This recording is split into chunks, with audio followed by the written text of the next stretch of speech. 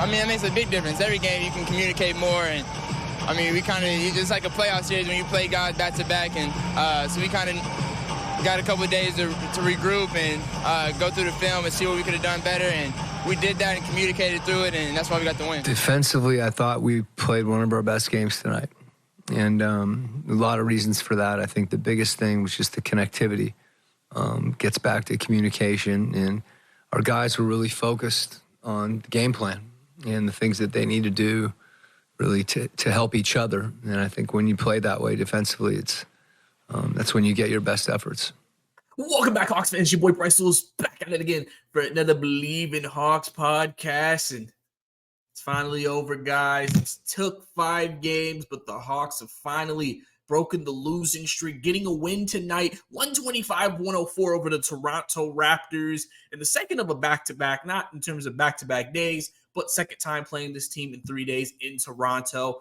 Hawks with their most complete game of the season, dominating on the boards, dominating offensively, and one thing we haven't been able to say a lot of this year, defensively getting the job done, allowing their lowest total of giving up points on the season tonight. So big there for the team to really get back on track. They made a few changes in this game. One that I mentioned in the last episode of this podcast, which I'll talk about and break down more as we break down this win. Also, we're going to talk about the Hawks. Trade rumors obviously going around. People are expecting the Hawks to make moves. I've said the Hawks need to make moves with this losing streak and just the flaws of this roster and roster construction. So we're going to talk about the rumors, what they're saying and everything like that. And we'll just go from there. So like I said, guys, welcome into the Bleav in Hawks podcast. I appreciate you guys tuning in. Let me be part of your day. Obviously, don't forget, if you're watching me on YouTube, go ahead and subscribe, like the video, go ahead, show your boys some love. Also, same thing if you love my audio listeners, do the exact same thing. Leave a review, leave a comment. So they rate the podcast. I appreciate all of that feedback from you guys just to keep motivating me to keep giving you Bleav in Hawks episodes for the Bleav Podcast Network. So everything under the sun is feeling really good right now. Obviously getting that monkey off our back, like I said, for the Hawks, getting that win. So let's go ahead and dive right into it. The Hawks tonight needed this win in the most desperate way, and they were able to get the job done.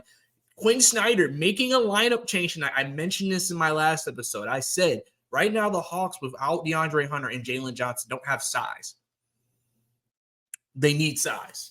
Bay and Garrison Matthews or Wesley Matthews ain't going to cut it. So they made a change that I recommended. I said, why don't we play Onyeka Okongwu at the 4? Remember, last game they played Onyeka at the 4. When he was coming off the bench, Onyeka hit 3 threes. He seemed like he was playing pretty well from that spot. Tonight, he went ahead, made that the starting lineup against Toronto, provided that size, and then they really actually had a really good game together with him and Clint Capella. Clint Capella started off the game hot.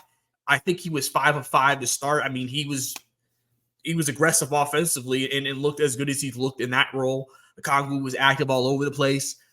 And I think that really just helped this team kind of get out to the lead they got out to earlier. And one thing I mentioned on my Twitter, as you can follow me, Bryce _ 2K. One thing I mentioned on my Twitter is I said one thing about the Hawks throughout this entire season, not just even during this losing streak, but throughout the entire season, is they have struggled to end quarters and halves strongly. A lot of the time, they'll play good in the middle of the quarter, and then they'll lose the lead, or the lead will get cut down a lot, or whatever will happen at the end of these quarters. And so it's like all the work you put in, you just lose. Tonight was the complete opposite. At the end of every quarter, maybe outside of the third quarter, the Hawks pretty much played their best basketball, and that's how they were able to slowly grow the lead over the Toronto Raptors as the game went on. They played better at the end of quarters, and that's really important. Sometimes you can start fast, but you got to be able to end strongly too, and tonight they were able to do that. They haven't been able to do that. That's what happened last game against Toronto. They did not finish quarters well, so Toronto was able to take advantage of that and be able to get back into the game and eventually take the lead.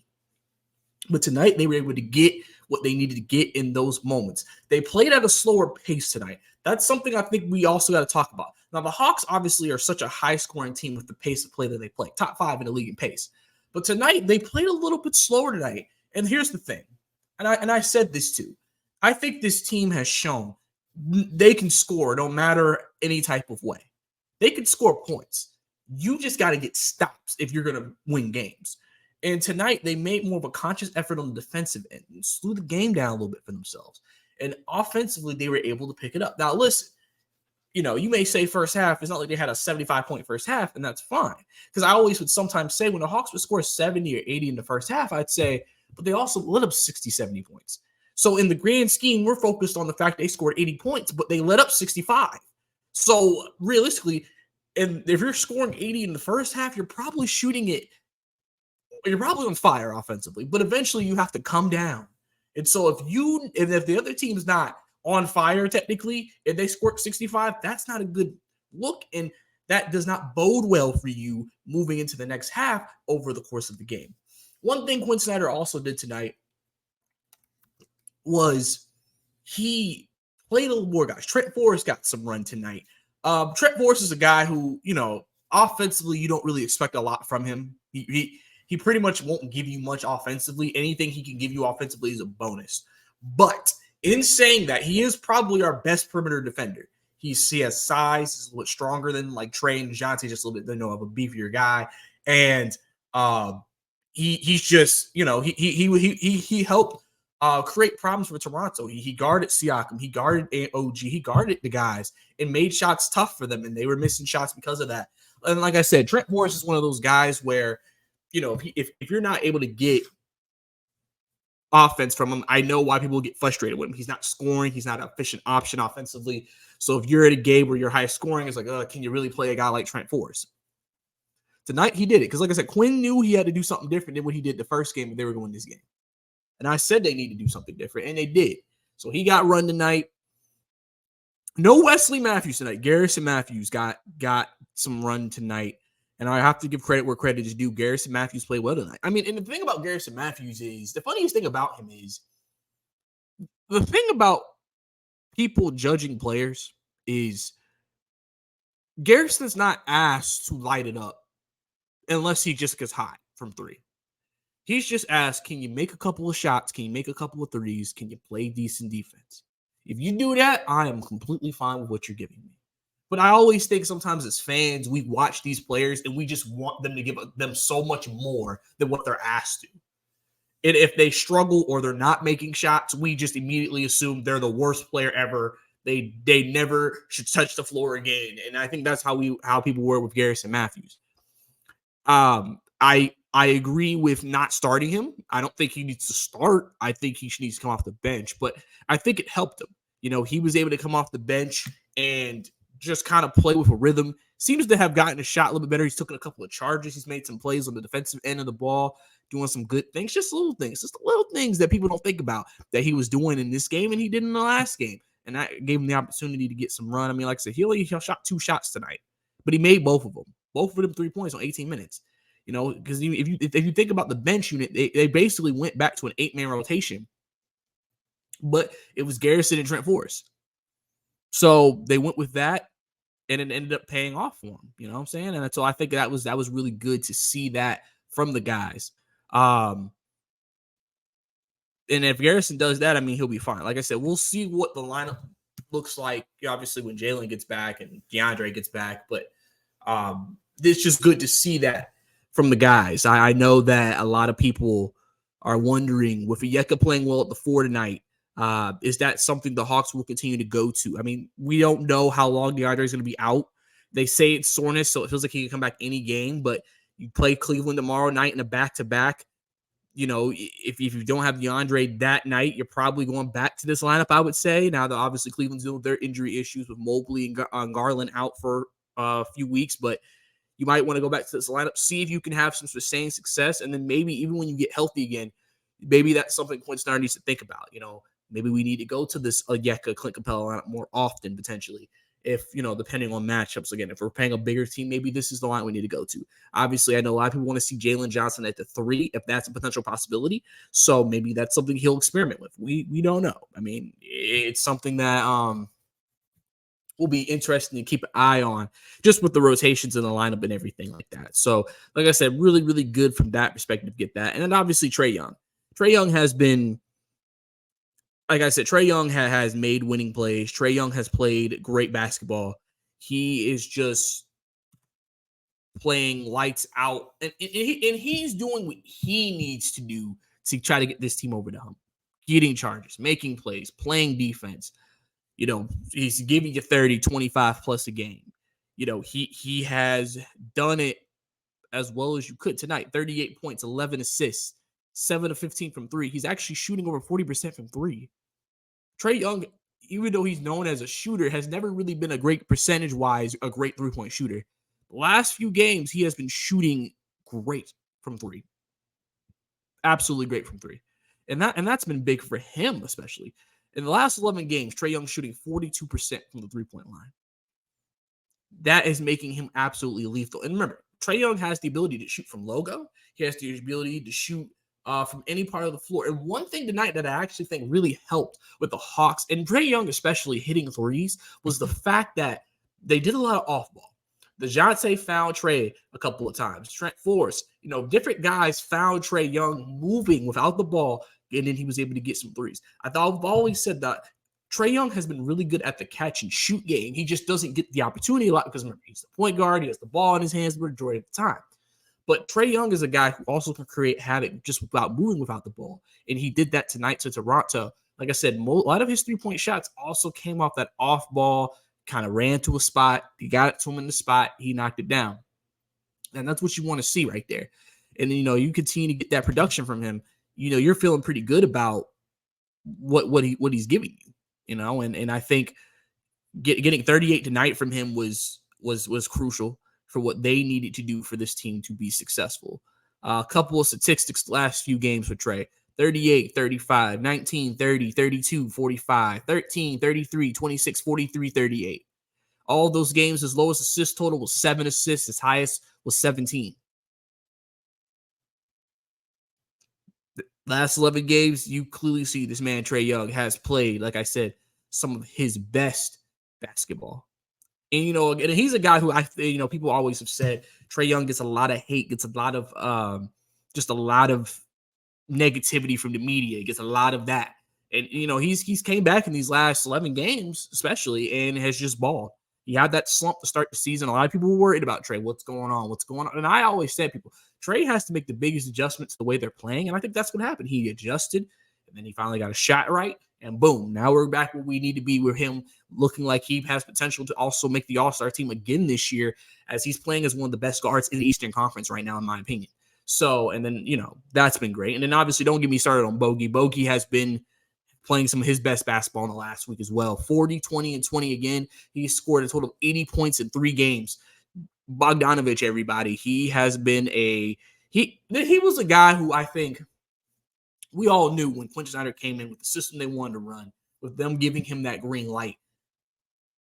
He was one of the few players who would probably be able to thrive off this the most because of that. And he has, especially because of the fact that they have given him that green light to go out there, take threes, be aggressive offensively, because you can be a very dangerous offensive player that teams have to worry about on a day in, day out basis. And that's what Bogdanovich has been. And listen, if you watch FIBA basketball this offseason, everybody saw Bogey looked healthy. He got that knee surgery, cleaned that knee up. That man looked great, and he's been continuing that going into the season for the Hawks, as you've seen in his performances as of recently, and just throughout most of the season. He has been one of our most consistent players. So overall, from Bogey's perspective, he has been doing what he needed to do tonight. He has been crucial right now with a bench that you may feel like is very depleted. He's still been very big in that realm of just giving this team that type of production that they need off the bench from their sixth man. And that's been helping them, just try to stay afloat. Even through losing, that he's always had these good games. And tonight, good to see the team really come together and really put a complete game together in this one. Couple stats also that stuck out. Like I said, Hawks won the rebounding battle, 55-32, 16 offensive rebounds. A lot of that because of Clint Capella and Onyeka Okongwu both had double-digit rebounds. Sadiq Bey also had 10 rebounds tonight. They had a total of 36 rebounds between the 3 of those players. They were active on the boards. DeJounte had 7 and Trae had 5. The entire starting lineup was active on the boards. Team gang rebounding. That's what you needed to see. Today was one of those games where if you watched it, you saw the Hawks just play really good team basketball. And I think that's the key. Sometimes you see the habits and it just doesn't seem like it's good team basketball. Tonight, it was good team basketball. Tonight, we got the team basketball that was needed, and they were able to show it and played well doing it. Because that's how they're going to win. When they went on that 4-game winning streak, they played really good team basketball. Yes, you had your DeJounte Murray big game, but I feel like everybody still kind of understood what they need to do and played well in that role.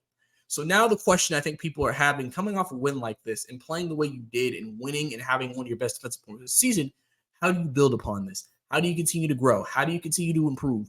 And listen, we know, which I'll talk about here in a minute, the trade rumors and the team, they're saying Hawks they'll make moves, and I still expect that to happen. But I think right now, if you're the Hawks and if you're the front office and you are evaluating this roster and you are trying to decide, you got to decide, okay, who are we thinking we can move? Where can we make our upgrades? That's going to be the big question of what happens with this team moving forward. So, people have already made a lot of suggestions. I think Bogey is one of the main people who should stay. Trey, Jalen probably as well. I usually would keep a Kongu just because I want him to be a starter while he's here. But like I said, I'll dive into that more in a minute. But overall, like I said, you really want to kind of build upon this. If you're Quinn, if you're the team, you want to kind of see, okay, this is what we did last night. You're playing against a Cleveland team who has some injuries coming up. You want to kind of see, can we kind of play this type of basketball again? And, some people were tweeting. They said maybe with the way they played tonight, have the Hawks potentially figured some things out? Have they potentially maybe figured out a formula that could maybe help them stack wins? I said this after the game too. I said, listen, we got to get a winning streak started, but of the winning kind again. You had that losing streak. You lost 2 straight to win begin this season. You won 4 straight. You've lost 5 straight. Now, how do you respond? You got to get another winning streak going just to make you feel better about this team. And also, now you're fighting to get back to 500. So if you get back to 500, now it's like, okay, a reset. Let's see where we are, and let's continue to grind. Let's continue to go, and let's continue to move forward. So overall, just really good team basketball tonight from everyone. Like I said, you still were able to score 125 points playing at a slower pace. That could kind of show you the Hawks could score in different types of games. The key to the Hawks, and that's always been the key with the way they play offense, is they got to play defense. If they don't play defense, scoring won't mean anything because everybody in the league can score realistically. So if you can't play defense, eventually the teams who can play defense will beat you. 34 assists tonight. You need that type of ball movement. Only 12 turnovers. You pretty much dominated statistically across the board, and that's what you really needed tonight for you to be successful. And like I said, to beat Toronto and not have this losing streak continue moving forward. So, like I said, something they can definitely build on. Like I said, they play Cleveland tomorrow night in a back-to-back. So hopefully we'll see this continue to kind of, you hope to see this kind of grow and develop and hopefully can be built upon moving forward so this team can find some success now at this stretch of the season. Because right now, if you look at the next few games coming up for this team, you got Cleveland with injuries. Then you got Detroit. You win. Those are 2 very winnable games. Now you're on a 3-game winning streak going into the Houston game. And Houston's a good team this year. So that's not obviously going to be easy, but get your 3-game winning streak, make you feel better. By that time, you'll be 12-14 getting into that game. And if you're able, because then you play them in the Heat. Obviously, those are going to be some tough games. But then you get Memphis and then Chicago and then Sacramento. So you're going to have some winnable games, but you're also going to have some losable games. But if you can take a couple of those games against guys like the Heat, guys against Houston, that could really bode well for this team, like I said, as we get moving forward closer towards the trade deadline. So definitely good to see there. But now we got to talk about the trade rumors. Obviously, trade season is about to start up again, guys. Obviously, teams are starting to making calls and start filling things out and kind of monitoring things. We're in, middle of December, trade deadlines in early February. So for the next month and a half, we're going to hear all types of trade rumors. We're going to hear about players connected to teams, teams connected to players. What teams may be willing to give up a player for. And you don't know if it's true or not true. What is this just leaked information to try to make another team make a better offer? We're going to hear it all the next month and a half, and the Hawks are going to be very much involved in that. The team that we've been connected to is Toronto. Pascal Siakam, continuously connected to him. Belief is that, from rumors, is that Siakam or OG Anunoby will be moved. So obviously, if the Hawks move or make a move, it'll probably be for Siakam. Also, Lauri Markkanen has been brought up for the Hawks as well. That's been a debate on Hawks Twitter about Lauri Markkanen or Pascal Siakam. I'll ask you guys, which guy would you rather have, Pascal Siakam or Lauri Markkanen? I kind of feel like that And somebody made a great point, and this is true.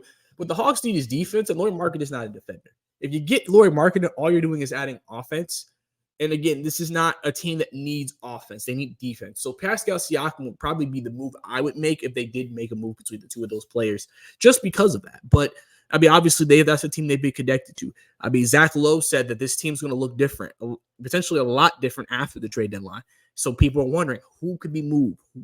Who is that? You know, obviously, DeJounte went, I guess, viral, not like viral, but viral on Hawks Twitter because he liked a couple of tweets. His dad tweeted about just, you know, how bad the team was looking, basically saying this is straight circus.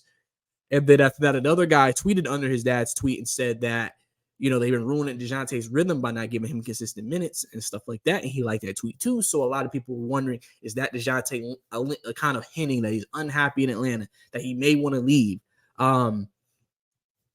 You know, we don't know. Obviously, you know, DeJounte is a grown man. He can do what he wants. You know, and no reason to ask him what he means. I mean, if he wants to address it, he can address it, but he doesn't have to address it at all.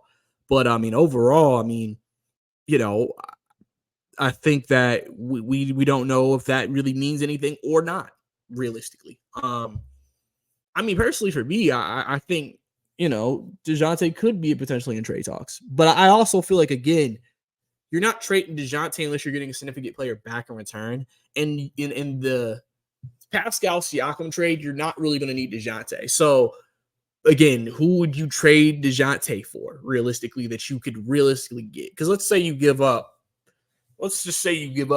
DeAndre Hunter, AJ Griffin. Let's just say you give up Kobe Buffkin in the first for Pascal Siakam. Well, it's like, okay, well, you just traded away a guard. So you traded away AJ, who could have been a backup too. You really don't want to trade DeJounte away unless you're getting another good guard back. I know some people are going to try to connect the team to Zach LaVine. I don't know if that's something the Bulls will do. That's obviously a possibility people will talk about.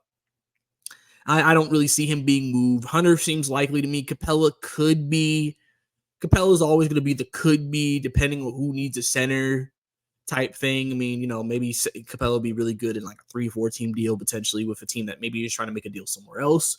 Hawks can maybe sneak in there, try to see if they can get something out of it potentially. I mean, all these are potential possibilities. So, you know, we don't really know what this team is trying to do and who they're trying to move and what they may want to get and gain.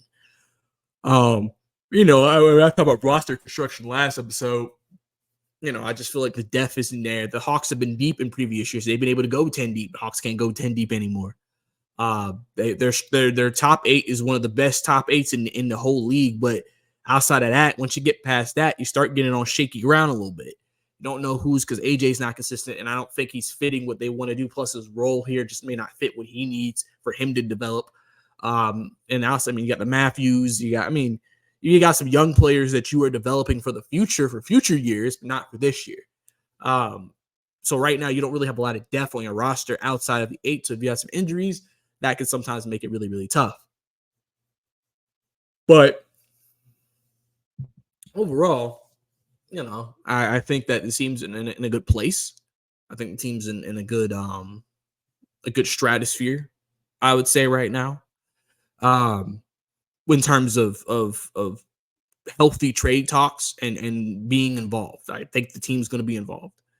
We just got to see what crazy rumors we'll see come out and what moves actually are legitimate. That's going to always be the key for these trade deadline, these trade situations. What actually is legitimate? What actually is the truth? What moves are legitimately being discussed with this team and whoever they talk to? You know, and that's something that I think a lot of people are going to look at. A lot of people are worried that if we continue to lose or if we continue to go, you know, not be able to build upon this win, you know, Trae Young might ask out. Again, I don't see him doing that. Trae Young, if he ever did something like that, it would be more of an off-season thing. It wouldn't be a during the season thing. He wouldn't want to do that to the team and to the organization and become a distraction like that. So I highly doubt that being a possibility there. You know, obviously you have to look at, you know, what, like I said, the one thing about when you're making a deal and you're trying to make a trade, is you never want to just make a trade to make a trade. You want to make a trade that benefits you and makes you feel like you're not getting fleeced unless there's a player you just have to move off of. Like John Collins, where you just had to move off of him. Hawks may not be in a position right now where they're like, we have to move off this guy. So they may be fighting for more value from a trade, fighting for a better, like, are we getting things that we need? Like I said, even if you get Pascal Siakam, you still need wings. I'm seeing people adding Bay in there. I'm like, you trade Bay and DeJounte and AJ, what? We have no wings still. It's just Jalen. What wings do we have after that? Like that doesn't solve the problem. Like one of them gets hurt, or back where we started. Got to get some depth. I mean, that's as simple as it gets. You got to. So don't be surprised if the Hawks maybe don't make the splashy trade first. They may make a depth trade. They may be. I mean, I don't know. They may trade a pick and a player for another guy who, looking for a fresh start, can play some decent minutes. Also, don't be surprised if the Hawks potentially are active in the buyout market this year. The Hawks really have not been traditionally a buyout market team, just because buyout market teams are usually the playoff teams because they don't usually have cap. That could be something the Hawks may even explore with that, just to help with depth, get you a nice veteran who can come off the bench and play some good minutes if when called upon. I mean, that is definitely a route they'll go down to help with the overall status of things. So that is something I think indeed could also be in the cards for this roster. So buyout market, keep an eye on names that you may hear potentially get released. We all know guys get traded in trades and the team has no plan of keeping them. So that also is another avenue the Hawks could go down. Like I said, you're going to continue to hear this team in multiple rumors as time goes on. And then we're going to have to see what happens with this team as they develop. But right now, if you're Quinn Snyder, what you're just trying to do is work with the guys you have, develop, and then find ways and different things that work. I mean, the Hawks tonight, they did some different things schematically tonight. They did more Spain pick and roll, a type of pick and roll that I think they have always had a ton of success with, even during the playoff run in 2021. A lot of that offense was Spain pick and roll, and that's what was able to make them such a hard guard. The Trey floater or the John Collins dunk three-pointer or mid-range shot was really tough, and it helped the offense kind of be harder to guard. They did more drop coverage tonight in the pick and roll, especially. I think that worked better. They also did more offense that allowed Bay to drive. That's why he was much more effective. He's probably his three-point shot hasn't been there in the last few games, but he's shown you, man, with his strength, he can drive to the basket and finish. He gets a lot of and ones, and I think that's something that they need to continue to do. Because like I said, one thing too about things within this offense is learning how everybody can be successful and flourish in it. And that's not something sometimes you're going to get in week 1, week 2, or even month 1. It's something that takes time. And it seems like he's starting to kind of understand, okay, we do this. This guy can do this. This player plays well with him. He seems to be really good when we ask him to do something like this. And listen, Bay's having to do a lot because of the injuries right now, but it'll be interesting to see with some of the things that Quinn maybe has learned over these last couple of months, how the team will look when the team is fully healthy again. Like I said, Steve Holtman said on 19.9 a game, he thinks Jalen Johnson should be back soon. So hopefully Jalen will be back and playing. We need him. And I'll be excited to see what he can do coming back from his injury. And then, Hunter hopefully will be back at some point. Like I said, we don't really know. The injury report doesn't make it seem like it's serious, but he's been out the last 3 games. So hopefully he'll be back really soon for the team as well. So we're going to have to keep an eye on everything. But like I said, good job for the Hawks tonight, getting a good win tonight over the Toronto Raptors, 125-104 to get back in the win column. Much needed win for this team. Much needed win. Hopefully can build upon this. Like I said, going against Cleveland tomorrow, hopefully they can build upon that and continue to grow and get better. And try to, like I said, get a winning streak going so they can, continue to move forward and get back to 500. So, like I said, guys, this is your Bleav in Hawks podcast. Don't forget to follow me on Twitter at Brycey_2K. Also, don't forget to listen on YouTube, like and subscribe to the channel and like the video. And then also on audio, don't forget to leave a review or a rating as well. And show your boys some love. Appreciate all you guys for tuning in to the Bleav in Hawks podcast for the Bleav Network. It's your boy Bryce Lewis. See you next time.